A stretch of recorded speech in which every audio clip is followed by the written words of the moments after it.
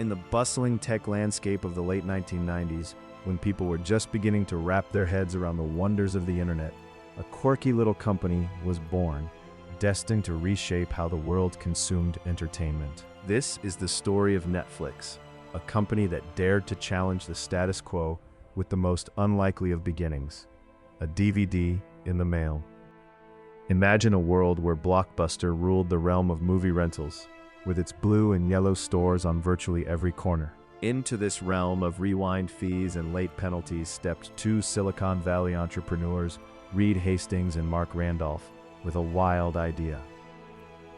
It all started in 1997, when Reed Hastings, having incurred a $40 late fee for returning a rented VHS copy of Apollo 13, envisioned a new way to watch movies.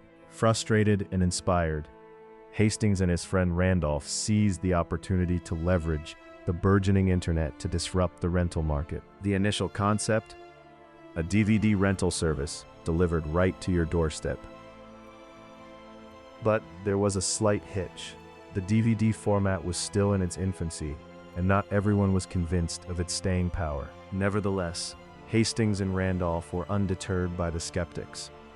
They launched their fledgling company in Scotts Valley, California, with a mere 30 employees and a website that offered a selection of just 925 titles. A far cry from the vast libraries we know today. The idea was simple yet revolutionary. Customers could browse movies online, rent them for a flat fee, and receive them via mail in those iconic red envelopes. Once watched, the DVDs could be returned at no additional cost. The pair were banking on the convenience of e-commerce and the appeal of no late fees to lure customers away from traditional rental stores. It was a gamble, but one that began to pay off. By 1999, Netflix had introduced a subscription model, allowing customers to rent as many DVDs as they wanted, for a fixed monthly fee. This model eliminated due dates, late fees, and the need to visit a physical store, an enticing offer for movie buffs everywhere. As Netflix started gaining traction, the company faced its first major crossroad. In 2000, Hastings and Randolph approached Blockbuster, proposing a partnership that would see Netflix become the online arm of Blockbuster. Legend has it that the Blockbuster executives laughed them out of the room.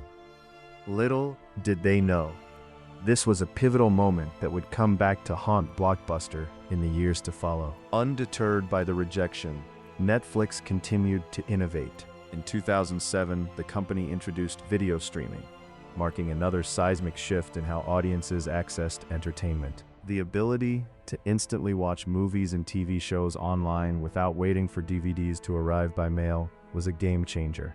This appealed to the instant gratification desires of the digital age. As broadband internet became more widespread, streaming took off like a rocket.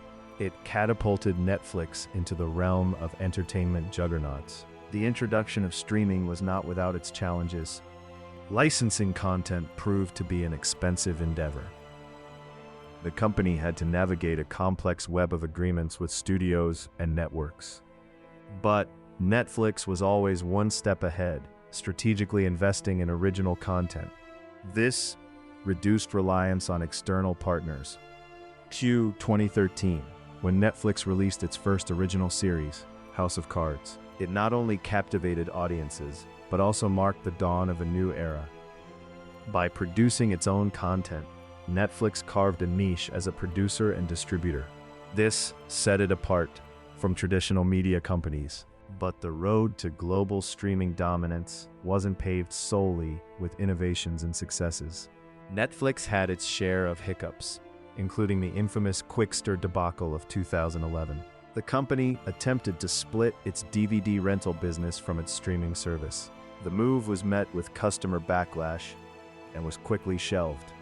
It was a rare misstep in Netflix's otherwise impressive trajectory.